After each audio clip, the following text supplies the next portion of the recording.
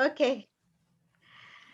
All right. Hello, Funny, and wishing you a very happy, hopeful 2021, and wishing all our viewers not just happy, but most importantly, safe and a hopeful 2021. So, viewers, it gives us immense pleasure for both of us to come and present our first video for 2021. And Funny, what about you? How was the start of 2021? Hello, June. Wish you a very happy new year too. And yeah, Thank you. 2021 has given a lot of positive vibes. And Right. also, today is the National Youth Day. So, Oh, yes, absolutely. It's 12th of January. It's a National Youth Day. Shout out to all the youths out there, okay? The future leaders, okay? yeah, to all the youth watching our channel, a very happy and energetic Youth Day. Absolutely. Well, I don't want to feel old though. I know I don't come under the youth category, You are always but youthful. nevertheless, yeah, it's all in the head, Yes. if not in the numbers. Okay, so on that note, so we had decided that New Year should start on something on a very, um, it's on a fresh note. So we have definitely chosen a topic which requires a lot of awareness, right? A lot of awareness.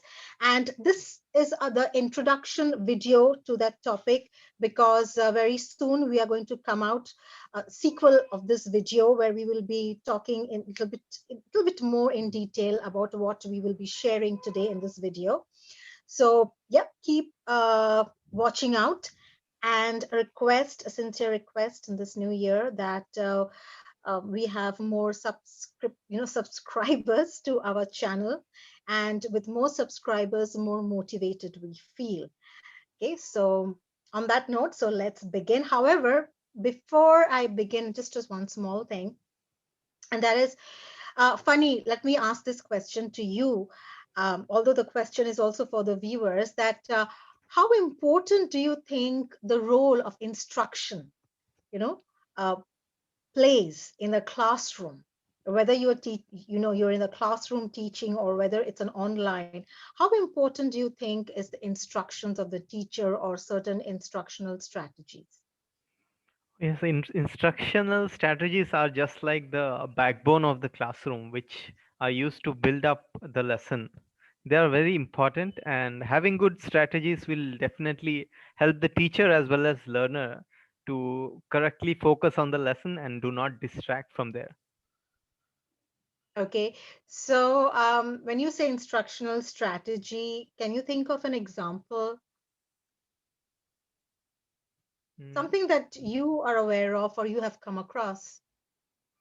Maybe something like universal design learning, where we design very proper instructions and Well, strategic that was instructions. very clever.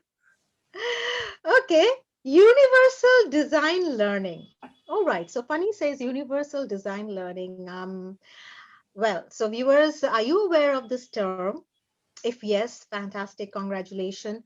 If you feel that maybe you've heard of but not really sure what exactly it could be, so yeah, today is the chance that, yeah.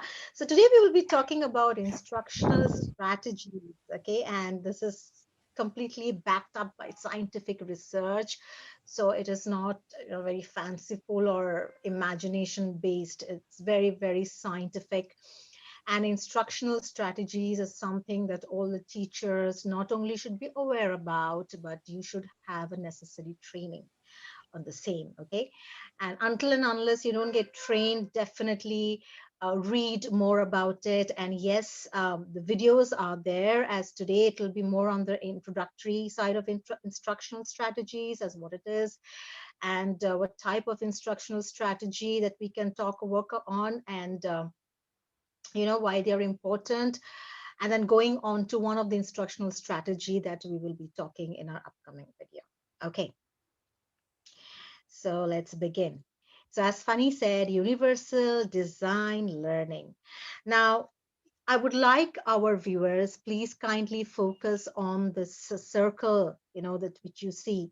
So universal design learning is all about thinking. And if you see there's one circle which is like goes around and comes back. So what is the circle? So this is a circle of, thinking, um, and planning, in supporting, in executing, then evaluating. So, first and foremost, we start with, do you know your learners, who they are? And when I say, do you know about your learners, it doesn't mean that you know them by their names. It means about their background, okay, their needs.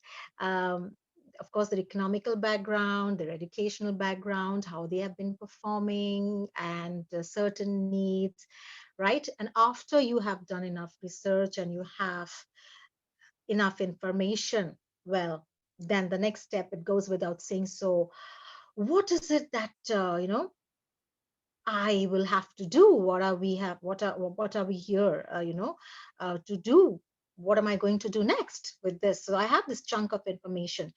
So from there, you need to identify the potential barriers, to learning and well-being. So what is it that is hindering them? What are the possibilities, or what is the ongoing hindrance and obstacles that they often face, they might be facing?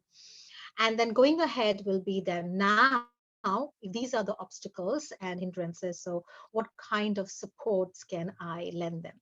Okay, which will be accessible by all and useful to all. So from there, you go to the next step, which is using the universal design, learning guidelines to design their learning. And then once you've done that, you're teaching, then you're evaluating, of course, then you're making a revision, and again you're coming back if there are changes, and the cycle goes on. So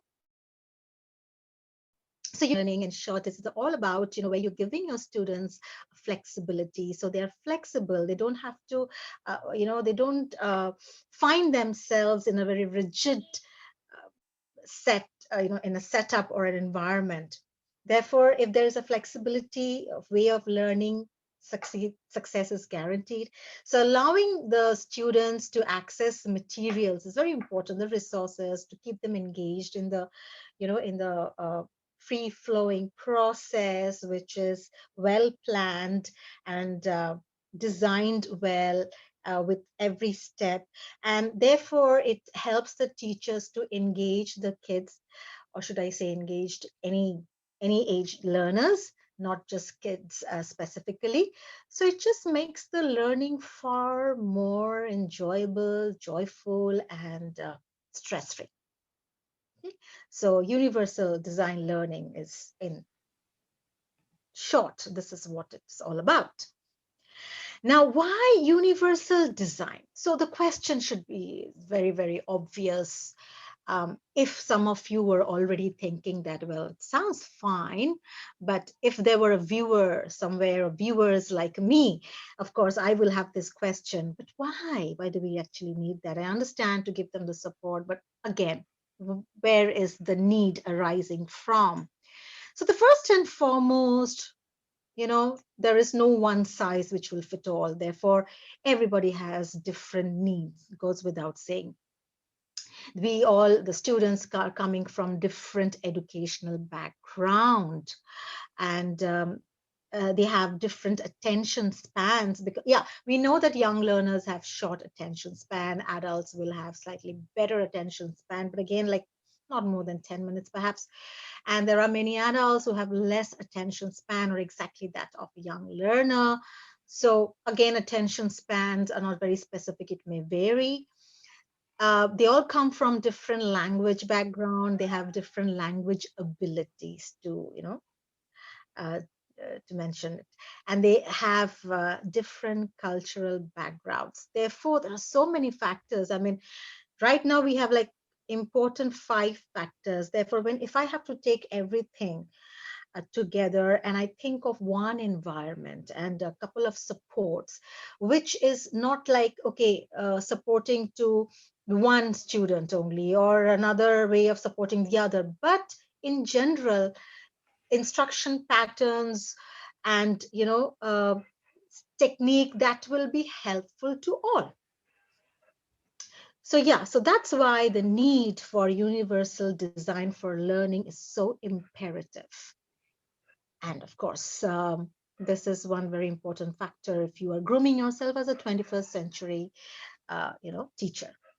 Now, learners with executive functioning issues. Let me tell you, I discovered this term back in 2019. Okay, when I was training in Bangkok, and I came across this term for the first time because there it was very popular, and especially the preschools were using a lot of this executive functioning. They were talking so much, and we had this training. So there was this guest trainer. So he had come and he spoke about executive functioning, and wow, that was completely eye opening. And ever since then, I wanted to talk about this, the knowledge that I have picked up. From that training, and I wanted to share. And today I'm sharing, and of course, I'll be sharing more on executive functioning on our next video. So, executive functioning, what is it? First of all, you will have to understand that executive functioning is all about giving directions. Okay, it's about giving directions in more than one format. For example, if I have to say, okay, students, I want you to stand up and make a line, okay, one straight line, the corridor, and hands by your side with no talking. So this is one where I'm verbally giving the instructions. Now there are students who may not, follow the verbal instructions at one go. They might have a lot of other, you know, disabilities, could be hearing, or even could be processing the information. So what I do is I also write it on the board, and then I go one step further. I even stick a picture on the board where I show them that, you know, children making one straight line at the corridor, right? So yeah, so that's what it is. So for instance, like a teacher might giving directions out loud, write them board, and use images. It's as simple as that. However, what are the other different strategies for supporting executive functioning needs? So here are some examples, some really interesting examples, which I see over here on the slide. So for instance, when you give them homework, so have the homework written down in the same spot every day. That makes life so easy, like very easy to follow. So, okay, there is a special notepad that everybody will have to make as a homework, so, homework specific, and whatever you have been given, you have to write it there on that particular notepad. And you may even use a symbol, like like a homework symbol, and you can give the term homework, not just a homework which sounds very tedious and like a punishment. Make it a home fun. You can come up with some, like a house and a fun kind of a symbol, and every day they are writing there what they will have to do. Then the other thing, something like schedule a weekly organization time. So uh, one day or twice a week, they have something specific to do that gets into their habit, the habit formation, and they know. Then giving an extra 3 to 5 minutes to organize before transition, so they know, okay, after each activity, our teacher expects us to revise. So there is always a 3 minute extra revision time, okay, and for us to keep all our pencil papers and everything away, and everybody has to put it away. Everybody will has to go through this, revising time. So that becomes a ritual. Then something like creating routine and practice, okay, and practice them, and on a daily basis. Like the first thing when you come in to walk into the classroom, what is it that you should do? Like, even before the students enter the classroom, teachers are standing there, and they have this like a lot of symbols stuck, and the students can choose. Okay, if they're choosing a heart, then you just show them the heart symbol, and that's how the teacher greets and they get in. If the student is choosing a high five symbol, the teacher gives a high five. If the student is choosing the symbol, let's say hug, the teacher hugs the student. So isn't that great? I mean, that sounds so awesome. And even I witnessed teacher and students and schools abroad, and that is so heartwarming, and it's so lovely, right? Then incorporating movement during instruction. So all of that, I mean, so many things that you can come up with. Keeping an extra set of books at home, in classroom, a corner. It's all about support, how to make the whole learning experience an enjoyable one, with, you know as much as you can minimize the stress, or rather to eliminate the stress level completely. And also, to keep the work environment, the learning environment, very flexible, very conducive. And the warmth, that's very important. The warmth should be there, the instructions clear. All the walls must be colorful enough, with clear images, and font sizes should be correct, whether you're writing on the board or you are putting up a chart work. Sizes should be correct. Then arrow sign, like, for students who have, again, like for ADHD or even for autism, if there are students there, then you have all these arrows which gives you the direction. Each of the shelf is neatly labeled. Okay, this is history, this is literature, this is map. Um, this shelf is for puzzle. Okay, so all of that. So yeah, so these are some of the examples that you can actually inculcate to make the learning, the teaching smooth going, a smooth process. Okay. And now, what are those executive functioning skills that you need to focus on? So, yeah, first it goes focus. You have to be very focused. You cannot afford to be, deviate from what you're doing and what you want to achieve. Once you know this is what I want to achieve, then you will require the right planning. Okay. um, After you have planned and you know that, okay, that looks like a solid planning, you will have to organize everything. You have to organize the material, resources, whatever, and get things done, everything ready. Then the cognitive flexibility, as in within the activities, how am I going to, keep activities? Let's say I keep task one, what should be the differentiated task to task one that will help the lower order thinking skill students to be able to do something similar at ease. Okay. Then working memory. So how can I help them with better retention? What can I do? If that means I have to use same type of color or routine repetition, I'll definitely do that. Time management is very, very important. And when I talk about time management, I don't mean you have to rush. You just have to manage your time well enough, and that that can only happen with more and more practice.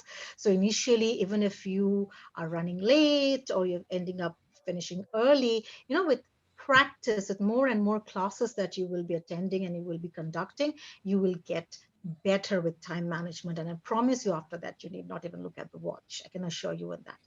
And self control, yeah, of course. And self control is where you will have to work on yourself. And I say, if self control for teachers is where you will have to give enough time for your well-being. Okay. So that's very, very important. And all of this, you can do it by inculcating fun element, and that fun element easily comes in forms of games. Now, here are some useful instructional approaches and strategies. Okay, so what are they? One is flipped teaching, right? So there is a traditional classroom and there is something called flipped classroom. I'm sure most of you must have heard this term called flipped classroom. Okay, even if you have not a problem. So today you will know what it is. So traditional classroom, if you see, okay, there's a teacher, there's an instructor, and the teacher is instructing, and everybody knows that, right? And what happens at home? The student completes an assignment. So that's what the traditional classroom looks like. But look at the flipped classroom. What does it look like? You see, the facilitator is there, and there are like learners, um, and in between there's a picture of a template and a pen. So First and foremost, what it's ruled out from the flipped classroom is that the facilitator is not really giving you lectures. So there's something more to it. And then at home, you see, at home, what is it that you see? You see that the student is watches the teacher's instruction. So the diagrammic representation of flipped classroom looks pretty interesting enough, isn't it? Now if you come back, you see flipped teaching is there's a teacher and there's a student. At home, what is happening? At home, the teacher is creating a video, there's a lecture, and sharing with the students. On the other end, the student is watching, preparing questions for the teacher. Now, this is the pre-work that gets done before it's entered in the classroom. So at school, what's happening? You facilitate the discussion, so you're conducting in the form of group discussions, or you buddy up or peer, and then you answer the queries of the questions imposed by the students. Now, what the students are doing, the students are asking questions, okay, and participate in the learning activity. So what you see that is absolutely so different from the traditional classroom, that there's something pre-work which gets done, right? And flipped teaching is something I have been doing a lot, and I've been doing it consistently. I can say that at least for the last 2 3 years. I always ask my trainees, whether I'm taking an in class or I'm doing online teaching, I ensure I give them some pre-task in advance, and that is not to penalize them. They definitely see the importance when they are in the session. So I give them videos to watch, links, and some questions. So when they're watching, because just giving videos to watch can be very mindless, like, okay, I'm watching the video, but why am I watching this? So I always give them a task. So if you're watching the video, these are the questions you need to answer. And then when you come into the classroom or for online class, now my session is connected to what they have, what they have seen. So it's like they are already warmed up. They know very well what is being expected, and I can immediately, without even wasting any of the time, I can just jump onto the main point, and the connection happens effortlessly, because they have observed something, they have been reflecting on it, and they have been answering some questions. So that's one. All right. And after that, you build your activities, and that's so much fun. You should try, because flipped classroom is so effective, and I can give you a guarantee on that. You should try that. Okay, so that's what the flipped classroom is. As you can see, out of the classroom, there's some preparation is required, which can be of 10%. In the classroom, you add another, let's say, 60% to it, which includes activities as well. So 70% is taken care of. The remaining 30% is the extension of what has happened. So give them the task for them to work on to improvise, to discover, to research, to reflect. So that's the whole idea of flipped classroom. It's so engaging, it's so interesting, and it's not about the facilitator only doing the talking job, which can be so boring. So your learners are coming up with some preparatory work which you have asked them to do. Then in the class, definitely you're on the driver's seat, so you know exactly what you want to conduct, and the activities have been designed keeping in mind and incorporating the multiple intelligences, keeping in mind if you have any special students over there. Some differentiated tasks have been allotted. If you want to do it in a station rotation way, you do it, and you now know exactly what and how much you want to offer them for them to take back home. So whatever they're taking back home and they need to work upon, that should not come across as punishment. It should be an extension of the work where they can come up with their own thoughts and inputs, and they can create something on their own. So you see, you're covering the Bloom taxonomy as well. They all come up with something that they would love to create out of it. So yeah, flipped classroom, I strongly recommend, where you can really blend both the knowledge of the Bloom taxonomy. And guys, if you think that you need to brush your knowledge on Bloom taxonomy, please do watch my videos on Bloom taxonomy, which we have already done it, as well as on multiple intelligences. And I've done a video on Bloom taxonomy and multiple intelligences, how you can blend the two and you can make a lesson. Okay, so definitely watch those videos, because that will be a very good revision. I can give you guarantee on that. Yeah, so that's flipped classroom. And finally, yeah, it's all about the 21st century mobile social learning. We just cannot deny that, isn't it? So, mobile is not a really nuisance if you know how to encash on the technology and make the most of it. So, there's a teacher, if you see in this picture, and the flip teaching explains everything, right? Students can use the gadgets to do some research, some really constructive research work in their teamwork, for their projects, for sharing ideas, for writing blogs, making forums, and then they can just put it up. They can make their own videos. They can put it up on YouTube, or they can put it up on any social.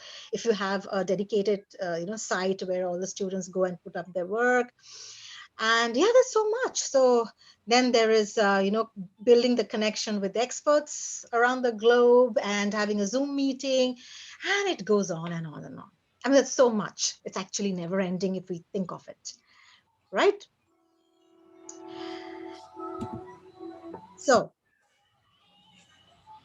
on that note, we come to an end, all right, of this video. So as you've seen, we I spoke a bit about executive functioning, and it stems from universal design learning. And I'm going to talk more about executive functioning a bit more in detail than what I spoke about today in the next uh, forthcoming video. I really hope you found this bit of information useful. And if you have, please do not forget to leave your comments. Okay, in the comment section. Do not forget to give a like and click onto the subscription button and the bell icon if you have not. I can assure you that you will be benefited with more and more such informative videos, and it helps us to even come up with such more and more informative videos. So, yeah, thank you, viewers. Okay, thank you very, very much for being with us and for enjoying. I enjoyed, though I hope you also liked the content that we shared on this video, and wishing you again a hopeful and a safe 2021.